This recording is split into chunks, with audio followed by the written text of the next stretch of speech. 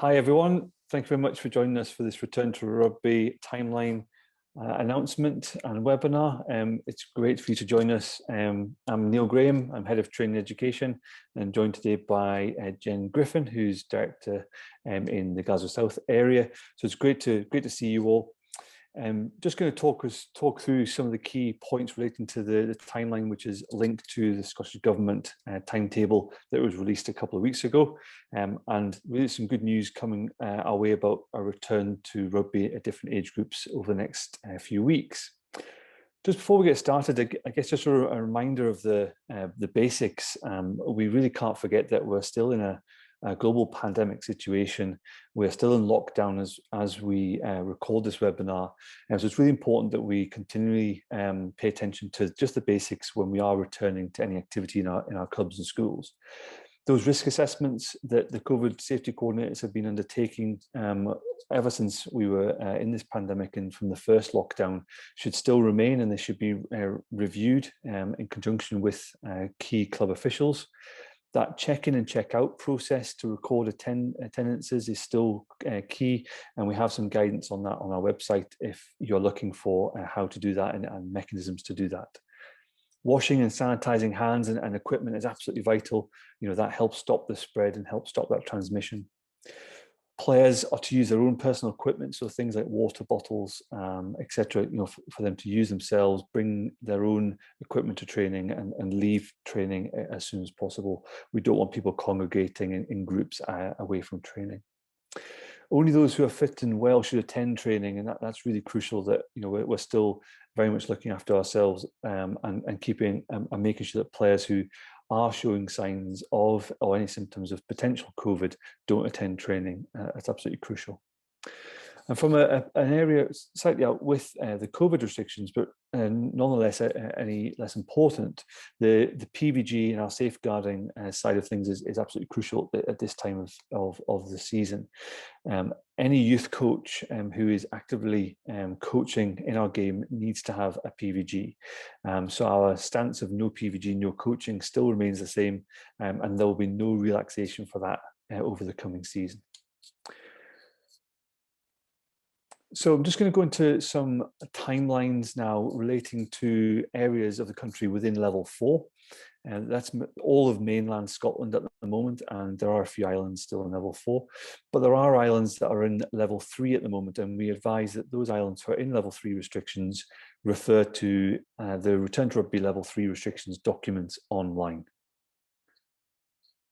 So the indicative timeline that was announced by Nicola Sturgeon a couple of weeks ago is set out at the top here and looks at some restrictions that will be eased on the 5th of April, the 26th of April, 17th of May, and in June. So this timeline that you've seen on screen at the moment will be available for download on our website, along with some supplementary documentation. From a mini rugby perspective, as of the 12th of March, mini rugby, for those aged 11 and under, were able to go back to touch rugby of all formats, and it was great to see some activity taking place over the weekend. As of the 26th of April, contact training will be able to resume at that age group under age grade law variations, and that will continue, as you'll see on the graphic, through until June and beyond. Within youth rugby, for those aged 12 to 17, touch rugby will return on the 5th of April. And again, that's in all formats of touch rugby, which is really positive. And from the 26th of April, in line with mini rugby, contact training can resume. And again, that goes to June and beyond. In the adult game, that's for those aged 18 and over, it's non-contact, physically distanced activities up until the 17th of May. And from the 17th of May, touch rugby for adults will be able to return. And then in June, with more precise details to follow, contact training will be able to resume at that point under World Rugby laws. And it's really key to point out at this stage that no fixtures are permitted at all at any age or stage of this timeline. We are still awaiting Scottish Government guidance on when fixtures may take place. And over the coming weeks, we will confirm with our clubs and schools when any likely indicative date for a return to fixtures will be. So at the moment, internal club or school training activity only. So I'm just going to hand over to Jen, who's just going to talk us through some other areas relating to this indicative timeline. Thanks, Neil. So just moving on to the facility part of it, as you'll be aware, the messaging is we should keep facilities closed for now. In terms of gyms, they should remain closed. And we heard the positive news that they can be open as of the 26th of April for individual exercise only. What we would say just now is if you do have gym equipment or a gym on premises, you can take that equipment outside and still have training for teams outside, as long as that equipment is cleaned before and after each individual use. So given that we've got lighter nights, it's probably more of a possibility now than it was towards the back end of last year. So indoor gyms can open 26th of April for individual exercise only. And then by the 17th of May, group and squad activities are allowed to commence again. And again, that continues into June. Just moving on to indoor activity, it's currently not permitted. As we said, all indoor facilities should be closed, and that doesn't change until the 17th of May when indoor group exercise can start to take place. And we will put out further guidance on this when the time comes, as we will with the gym activity as well. And then from June onwards, indoor non-contact sport can resume. We don't have the finer details of that yet. That's the headline piece of it, and that's all we have just now. But that's the kind of indicative date and guidance of what we have for them. Just moving on to hospitality, you'll all be aware hospitality is currently closed until the 26th of April. When it does open, both indoor and outdoor, there are additional restrictions that come with that. And those restrictions ease as we move through May and June. So please just keep an eye on the supplementary documents that will come out with each one, given what the restrictions are, and keep an eye on the Scottish Government website for any more guidance on indoor and outdoor hospitality. Just before we move on, we've had a few questions in about the use of toilets. Where possible, toilets in the main should remain closed. However, they can be opened in keeping with the Scottish Government guidelines, which we do have on our supplementary document, and they can be used in an emergency or if people need to use it if they have any additional needs that would require them to use toilet or changing. Okay, so everything else must remain closed, but you can, with additional restrictions and caution, open the toilets for use.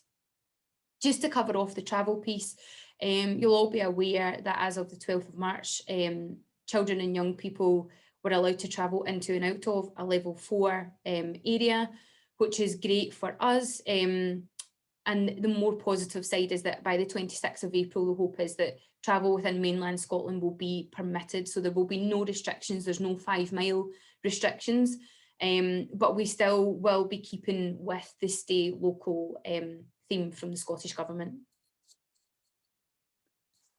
Okay, so just on to age groups and sizes, just to cover this off for you. In terms of deciding which age groups can and can't train and can't have restrictions at certain times, this message has come directly from Scottish Government, and they class a child as being 11 and under, a young person being 12 to 17, and adult at age 18 plus. We appreciate that that causes a lot of challenges within our age groups, within the clubs. Unfortunately, it is a non-negotiable, and we just have to work and plan around it. As the restrictions ease and we're allowed to return to more contact rugby, hopefully this won't be quite as an issue, but we really ask for your patience and your adherence to this. It's a directive straight from Scottish Government. Until further notice, group activity training should align with the following limits. So if a group is 11 and under, we can have a maximum of 30 individuals, including coaches, on a half pitch. And for those 12 and above is a maximum of 15, including coaches, again on that half pitch. And it was just to kind of highlight that there are no restrictions around the number of bubbles a player can be involved in, or time restrictions on training, which we had previously. One example is we're being asked about Easter camps running just now, and if a child attends on a Monday and they're put in one bubble, can they attend on a Tuesday or a Wednesday and be in another bubble? Yes, they can. And they can also attend their own training and be in a different bubble. Although there's no time restrictions, please just use your own caution and common sense when it comes to this, as we don't have access to indoor facilities. Individuals will be exposed to the elements, and although we hope for a lot of sunshine over Easter, we obviously can't guarantee it. So just be cautious when arranging these activities. Okay, just a wee bit more on the travel guidelines. As we said, as of the 12th of March, children and young people were allowed to travel in and out of level 4 areas for sport, which is great news and really good for our youth sections. However, currently adults are not permitted to travel out their local authority area for rugby, and we are aware of some clubs who are pairing up with each other if they're on the cusp of local authorities to accept players who stay within that local authority but don't necessarily play with the club. And that's absolutely the spirit that we're looking for to adhere to this. Coaches, however, can travel in and out of a level 4 area to undertake paid or voluntary services. So hopefully that shouldn't affect any of the sessions that are happening within the clubs. Thanks, Neil. Great, thanks, Jen.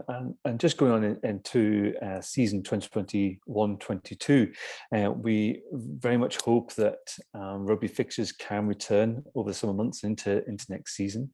But just to ensure that we are undertaking all the due diligence and ensuring that we take the right approach for next season, Scottish Rugby, that's Rugby Development Department, as well as the Scottish Rugby Council, will shortly undertake a consultation with clubs to gather their views on next season before it is confirmed in May. We are aware of a number of restrictions that could still be in place into next season, and obviously the timeline we've just announced is indicative, and it's based upon the current vaccine rollout going to plan. So there's still a few areas of concern and risks regarding next season. So there will be a consultation that will come out in the next week or so to clubs, and that will gather opinions before any confirmation of what next season structure looks like from a start date perspective, but also from a competition perspective in May. It is anticipated that friendly fixtures, if all being well, could return in late June at the earliest, in line with the government restrictions. And at this stage, we are working really closely with the Scottish Government to determine what those fixtures could look like and what the restrictions around those may be.